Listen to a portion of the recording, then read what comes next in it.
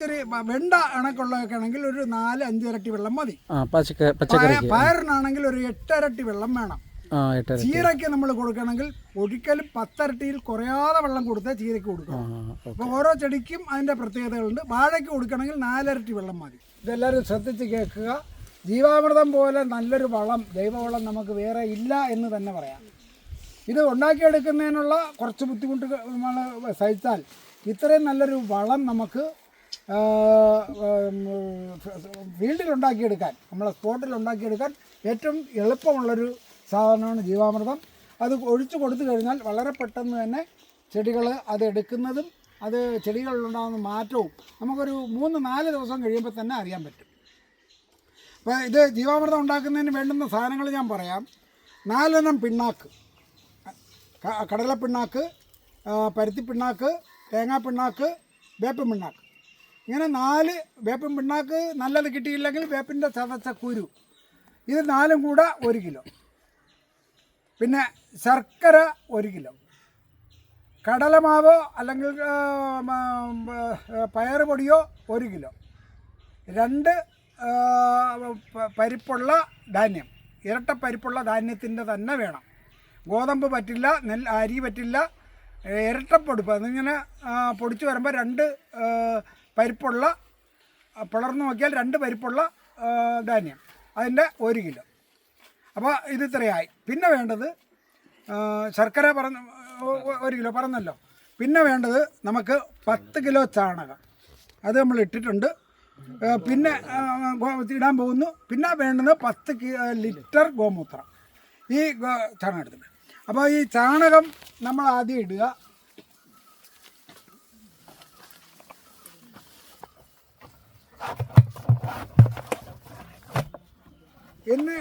ഇത് അളവ് അത്ര കൃത്യമായിട്ട് നോക്കണമെന്നില്ല. അളവ് ഏകദേശം അത് 10 കിലോ എന്ന് പറഞ്ഞാൽ ഒരു 15 കിലോ ആയിപ്പോയാലും ദോഷമൊന്നുമില്ല. അതൊരു 8 കിലോ ഉള്ളതെന്ന് വെച്ചാൽ ദോഷമില്ല. ഇത് നാടൻ പശുവിൻ്റെ അല്ല, അതുകൊണ്ടാണ് നമ്മൾ 10 കിലോ എടുത്ത്. നാടൻ പശുവിൻ്റെ, വെച്ചൂർ പശുവിൻ്റെ ഒക്കെ ആണെങ്കിൽ 1 കിലോ ചാണകം മതി. ഇത്രയും ബാക്ടീരിയ കിട്ടാൻ 1 കിലോ ചാണകം മതി. അപ്പോൾ 1 കിലോ ചാണകം മതിയാവും. ഇതിപ്പോൾ നമ്മൾ 10 കിലോ എടുത്തിട്ടുണ്ട്, നാടൻ പശുവിൻ്റെ അല്ലാത്തതുകൊണ്ട്. ഇനി ഒരു 10 ലിറ്റർ ഗോമൂത്രം.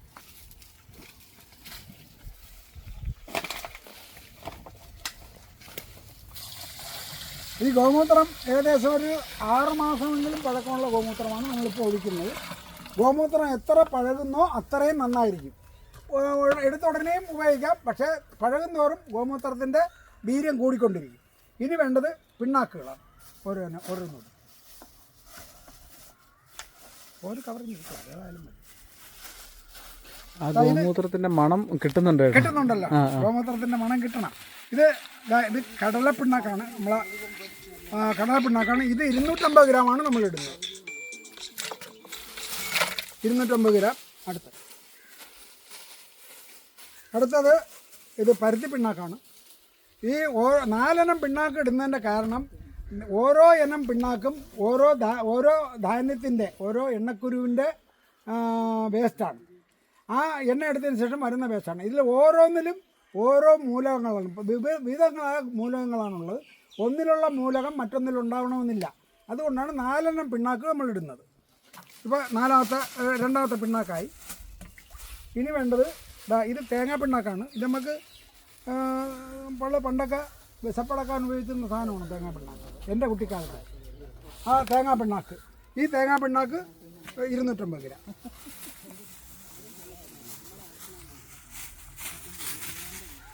ഇത് നമ്മൾ ശർക്കര പൊടിച്ച് വെച്ചിരിക്കുകയാണ്. ഇതുണ്ടോ ശർക്കര. നമ്മൾ ഒരു കാര്യം ശ്രദ്ധിക്കണം, ശർക്കര വാങ്ങുമ്പോൾ അലിയുന്ന ശർക്കര വാങ്ങണം. ഇത് 1 കിലോയാണ്. ഇത് വേപ്പിൻ്റെ കുരുവാണ്. ഞാൻ വേപ്പും പിണ്ണാക്ക് ഉപയോഗിക്കാറില്ല. വേപ്പിൻ പിണ്ണാക്ക് കളിപ്പീരായതുകൊണ്ട് വേപ്പിൻ പിണ്ണാക്ക് ഉപയോഗിക്കാറില്ല. ഇത് വേപ്പിൻ്റെ കുരുവാണ്.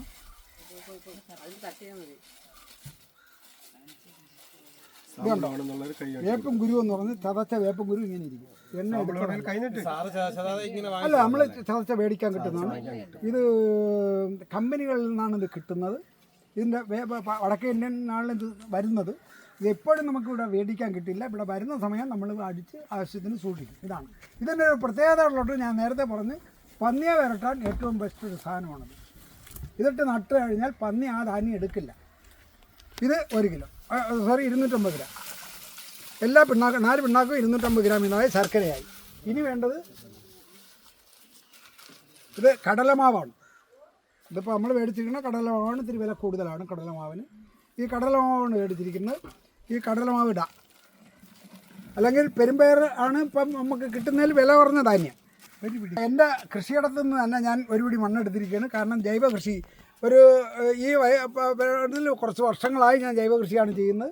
അതുകൊണ്ട് ഇതിൽ കീടനാശിനികൾ ചേരാത്തതുകൊണ്ട്, രാസവളം ചേരാത്തതുകൊണ്ട് നമുക്ക് ഈ മണ്ണ് ഉപയോഗിക്കാം. നമ്മളെ കൃഷിയിടം ഇത് ജൈവ രീതിയിലല്ല ചെയ്യുന്നെങ്കിൽ വനത്തിലെയോ അല്ലെങ്കിൽ തോടിൻ്റെ പുറമ്പോക്കിലെയോ അതായത് രാസവളങ്ങൾ ചെല്ലാത്ത ഭാഗത്തു നിന്നുള്ള മണ്ണ് ഇതുപോലെ ഒരു പിടി ഇവിടെ ഒന്നും എടുക്കാം. ഇനി കുറച്ച് വെള്ളം കൊടുക്കും.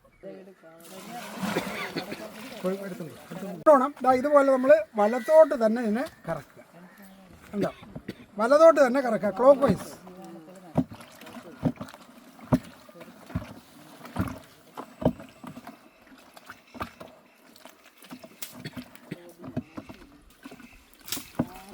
ആദ്യത്തെ പ്രാവശ്യം ഈ ചാണകം ഒന്ന് ഇളകി വരാൻ ഇത്തിരി ബുദ്ധിമുട്ടാണ്. അത് പിന്നീട് അങ്ങ് ഇളകിക്കോളും. ഒഴിച്ചോ കലക്കി ഒഴിക്കാം. മതി. ഒരു ചാക്കെടുത്തുണ്ട്.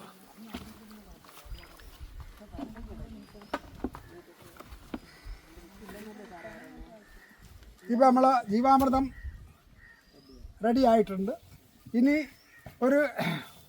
ഞാൻ ഇപ്പോൾ ചെയ്യുന്നത് സാധാരണ ചെയ്യുന്ന 5 ദിവസത്തിലൊരിക്കൽ ഇതെടുത്ത് ഒഴിക്കുകയാണ് ചെയ്യുന്നത്. 3 ദിവസം കൊണ്ട് 7 ദിവസം വരെ ഏറ്റവും നല്ലതാണ്.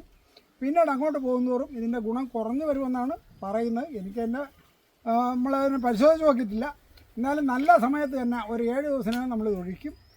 മാക്സിമം ഒരു 12 ദിവസമൊക്കെ കഴിഞ്ഞാൽ പിന്നെ ഞാൻ ആ വളം ഉപയോഗിക്കില്ല, കളയുകയാണ് ചെയ്യുന്നത്.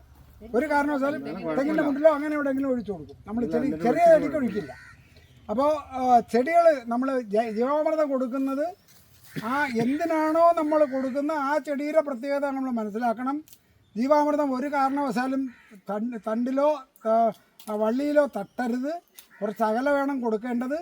പിന്നീട് ഒരിക്കലും ജീവാമൃതം നേർപ്പിക്കാതെ ഡയറക്റ്റ് കൊടുക്കരുത്. ഇത്രയും കാര്യം നമ്മൾ ശ്രദ്ധിക്കണം. ഇത്രയും കാര്യം ശ്രദ്ധിച്ചാൽ ഒരു 15 ദിവസത്തിലൊരിക്കൽ ഒരു ചെടിക്ക് ഒരു 500 ഗ്രാം, നമ്മളിപ്പോൾ ഒരു വെണ്ട നടുകയാണ്, 500 മില്ലി മതി ഒരു കപ്പ്. അത് ഒരു ഇൻ്റർവെല്ലിൽ ഒരു 15 ദിവസം ഇടവിട്ട് ഇത് കൃത്യമായി കൊടുത്താൽ നമുക്ക് നല്ല വിളവ് കിട്ടും. അതിൻ്റെ കൂടെ നമ്മൾ ഇതിൻ്റെ പ്രാണികളെ അകറ്റി നിർത്താനുള്ള കാര്യങ്ങളൂടെ ചെയ്യണമെന്നുള്ളതേ ഉള്ളൂ. ഓരോ കൃഷിക്കും ഓരോ പ്രത്യേകതയുണ്ട്. നമ്മളിപ്പോൾ ഒത്തിരി വെണ്ട കണക്കുള്ളതൊക്കെ ആണെങ്കിൽ ഒരു 4-5 ഇരട്ടി വെള്ളം മതി. പയറിനാണെങ്കിൽ ഒരു 8 ഇരട്ടി വെള്ളം വേണം. ചീരയ്ക്ക് നമ്മൾ കൊടുക്കണമെങ്കിൽ ഒരിക്കലും 10 ഇരട്ടിയിൽ കുറയാതെ വെള്ളം കൊടുത്തേ ചീരയ്ക്ക് കൊടുക്കണം. അപ്പോൾ ഓരോ ചെടിക്കും അതിൻ്റെ പ്രത്യേകതകളുണ്ട്. വാഴയ്ക്ക് കൊടുക്കണമെങ്കിൽ 4 ഇരട്ടി വെള്ളം മതി. വാഴ, തെങ്ങ്, അതുപോലെ വൃക്ഷങ്ങൾക്കൊക്കെ 4 ഇരട്ടി വെള്ളം. അങ്ങനെ ചെടിയുടെ ആരോഗ്യം അതിൻ്റെ ആ പ്രത്യേകത കണക്കാക്കിയിട്ട് ഓരോ ചെടിക്കും അതിൻ്റേതായ മാറ്റങ്ങൾ വരുത്തി വേണം കൊടുക്കാനുള്ളത്. ഇതിൽ ജനറലായിട്ട് ഒരെണ്ണം പറയാൻ പറ്റില്ല. പലരും അങ്ങനെ പറഞ്ഞിടുന്നുണ്ട്. ആ ഇടുന്നത് തെറ്റാണ്. അങ്ങനെ കൊടുത്താൽ ചെടി നമ്മൾ ഗുണത്തെക്കാളേറെ ദോഷം ഉണ്ടാവും. ഓരോ ചെടിയുടെ ആരോഗ്യസ്ഥിതി ഓരോ ചെടിയിലെയും ഇതനുസരിച്ച് നമ്മളിപ്പോൾ പച്ചക്കറിക്കൊക്കെ നമ്മൾ ഈ പറഞ്ഞ കണക്ക് ഒരു 8 ഇരട്ടി വെള്ളം കോമൺ ആയിട്ട് ഒരു 8 ഇരട്ടി വെള്ളം എന്ന് പറയാം. കുറച്ച് നേർപ്പിച്ച് പോയത് കൊണ്ട് ഇതിൻ്റെ ഗുണം കുറയില്ല. ആ ദിവസം കട്ടി കൂടിപ്പോയാൽ ദോഷം ചെയ്യുകയും ചെയ്യും. വേരഴുകി പോകാൻ വരെ സാധ്യതയുണ്ട്. നമ്മളിത് ചെയ്തിട്ട് മൂടി എങ്ങനെ വെക്കണം? മൂടി വെക്കണം. നമ്മൾ ഒരു ചാക്കിട്ട് ഇങ്ങനെ ഒരു ചാക്കിട്ട് മൂടിയിട്ട് അത് കാറ്റിൽ പറന്നു പോകാതിരിക്കാൻ ഈ തടി തന്നെ നമ്മളിങ്ങനെ അങ്ങ് വെച്ചേക്കുക. ഒരു 3 ദിവസം കഴിഞ്ഞ് ഉപയോഗിക്കാൻ തുടങ്ങാം. 3 ദിവസം കഴിയുമ്പോൾ നമുക്ക് ഉപയോഗിച്ച് തുടങ്ങാം. പക്ഷേ എല്ലാ ദിവസവും നമ്മൾ ഉപയോഗിക്കുന്ന അതുവരെ എല്ലാ ദിവസവും കാലത്തും വൈകിട്ടും ഇതിനെ ഇളക്കി ഇതിൽ വരുന്ന ആ എയർ വെളിയിൽ കളയണം. അപ്പോഴേ നമ്മളിപ്പോൾ ചാണകം ഈ ഗ്യാസ് എടുത്തിട്ട് വരുന്ന ചാണകം സ്ലറി കൊണ്ടൊഴിച്ചാൽ ചെടിക്ക് പെട്ടെന്ന് എടുക്കും. ആ വാതകം അതിൽ നിൽക്കുന്ന വാതകം ചെടിക്ക് നന്നല്ല. അതുകൊണ്ടാണ് ആ പച്ച ചാണകം ഇടുന്ന പല ചെടികളും അങ്ങനെ കുറേ കാലം നിൽക്കും. ഈ ചാണകം എടുക്കുന്ന ഈ വാതകം കംപ്ലീറ്റ് പോയി കഴിഞ്ഞതിന് ശേഷമേ ഈ വളം ചെടി സ്വീകരിക്കുകയുള്ളൂ. അതുകൊണ്ടാണ് നമ്മൾ തെങ്ങിനൊക്കെ ഇടുമ്പോൾ സ്ലറി കൊടുക്കണമെന്ന് പറയുന്നത്. അല്ലെങ്കിൽ നമ്മൾ കലക്കി വെച്ചിരുന്ന് ഒരു 3-4 ദിവസം കലക്കി വെച്ചിരുന്ന് കൊടുത്താലും മതി. അതിൻ്റെ അകത്തുള്ള വാതകം പുറത്ത് പോകണം.